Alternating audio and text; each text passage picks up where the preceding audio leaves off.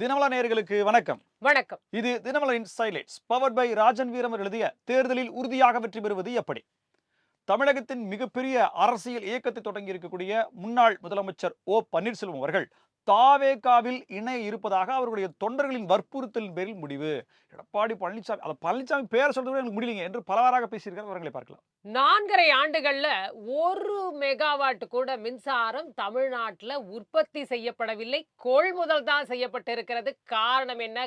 கல்லா கட்டினீங்களான்னு பஞ்ச் கேள்வியை போட்டிருக்கிறார் பிஜேபியின் மாநில தலைவர் நயினார் நாகேந்திரன் அவர்கள். மூச்சுக்கு 300 தடவை தமிழ் வாழ்க வெல்க வெல்லும்னு சொல்றீங்களே, எஸ்ஐ தேர்வுல தமிழ் கேள்வி எங்க பிம்பிலிக்கு பிலாப்பி அப்படின்னு ஒரு தமிழை புறக்கணிக்கக்கூடிய வகையில் செயல்பட்டு இருக்கிறீர்களா அப்படின்னு பல கேள்விகளை ஆதாரப்பூர்வமாக அடுக்கி இருக்கிறார் முன்னாள் பாஜக தலைவர் அண்ணாமலை அவர்கள். செவிலியர்கள் போராட்டம் 6வது நாளை தாண்டி போயிட்டு இருக்கு. ஆனால் அந்த போராட்டத்தை முடக்க தன்னுடைய இன்னொரு முகத்தை வெளிப்படுத்தி இருக்கிறார் மக்கள் நல்வாழ்வுத்துறை அமைச்சர் மாசுன்னு. கொந்தளிச்சு போயிருக்காங்க செவிலியர்கள்.